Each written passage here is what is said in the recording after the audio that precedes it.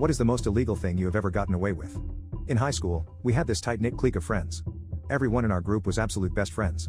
Ride or die type of guys. We hung out all the time, shared stories of the girls we had been with, and so on. One night one of our buddies Jay hits us up in our group chat saying he had just bought a new car with the help of his parents and asked if we all wanted to cruise. A lot of our buddies opted out as it was finals week. I said, yeah man, let's do it. My buddy D also said that he was in. Lo and behold, Jay arrives in a very nice, very fast car, and I hop in as we head off to pick up D. We pick up D around 11 that night and spend some time doing our typical activities, drinking, cruising around town revving his car, racing people from red lights, and flirting with every hot girl we came across. Now because this car was a two-seater we had put D in the trunk, he could still see everything just fine as the trunk was not separate from the main portion of the vehicle. We were having fun screeching to stops, drifting corners, and slamming him around back there. After a few hours, we start cruising down a highway to head to a suburb of our town just to see what's going on there. Jay was talking the entire way about how he had no clue of what the top speed on his car was. I looked at him and said, nobody is out here man, just punch the gas and find out, and he does. We're driving like hell on this 4-lane highway blazing past what little traffic there is. D and I are taking videos laughing it up as Jay is calling out speeds. 130. 135. 140.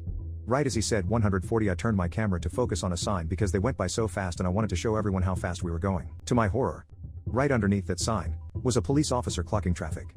We absolutely blow by him. D must have seen him as well because before I could get a word he starts freaking out. At this moment, a long way behind us, the lights flick on and Jay sees him as well.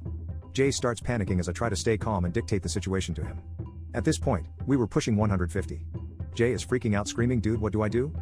In all of my infinite wisdom, I yell out, keep your foot on that gas until we hit a back road turn off. This was it, we were truly running from the cops. We had done it before but never alone. It was always house parties that had been busted, you know, the kind where 3 cops walk in and 50 drunk kids run in every direction. This was far from that. We were a target rather than a busted up party. Jay yells out for one of us to hook up the police scanner to his aux cord. D jumps onto his app as I was already on my Maps app giving Jay directions. Immediately through the stereo we hear, all available units respond, I am in pursuit of a vehicle moving at a very high rate of speed.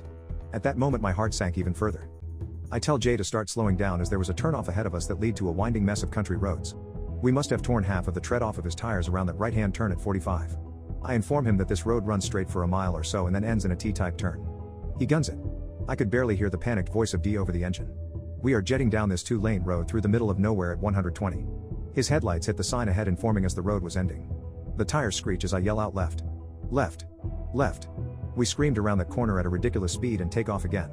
After a half mile or so we realized that there had been no red and blue lights behind us since we turned off that main highway. Everyone in that vehicle lets out a huge sigh of relief. Jay immediately slows down to the allowed 55 miles per hour speed limit. At this point, we were keen to hear what they were saying on the police radio.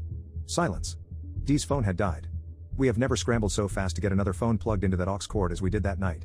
As we were hooking it up, D shouts from the back, guys get ready, I see headlights. At this point, Jay and I had fallen into a trance of stupidity. I called back to D saying, yeah dude, just a farmer out cruising. They'd have their lights on if it was a cop, especially the same one that was chasing us before. Not 20 seconds later D screams, it's a cop, he's still on us. I was laughing at him, calling out to him and mocking him, yeah right dude, you're paranoid, just chill. He was insistent that this was a cop.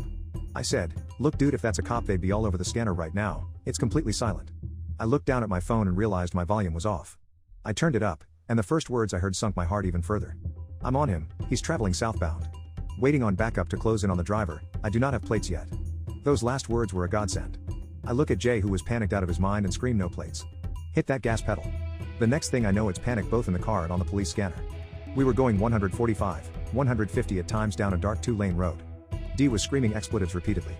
Over the scanner, the officer was screaming they're running again. I'm losing them. I'm losing them. We ended up in an area where I had some knowledge of the roads. I was directing Jay this time without a map, just vague estimates. Somehow, through a winding course of high-speed turns and even faster straights, we hear over the scanner I have completely lost them, last seen southbound.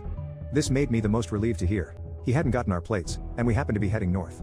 After a couple of miles of clenching worry, I tell him, look man, they are setting up a perimeter for us. Just listen to the radio, there's no way we are going to make it back to town without getting caught. Both D and Jay agreed with me, and I directed Jay to a lake road which was way off from any main road. It pained me to hear the dirt, gravel, and potholes of that road banging up Jay's car as we crept down it. We made it about 7 miles back, which took almost 45 minutes, and put the car off the road into the woods. All lights off, we sat out drinking what alcohol we had left. It was a much needed relief. The next day we cautiously drove back home. We cruised 1 mile per hour under the limit, signaling at every movement, and doing everything just right. We were tailed by 4 different cops that morning. They had to have known it was us. We knew we couldn't run. Each one followed us for several miles. It was broad daylight, they now had our plates, and there was heavy traffic. Never once did we get stopped. They didn't get our plates when we ran. Although it may have been obvious we were the runners from the night before, they were not able to do anything about it. In our minds we were geniuses.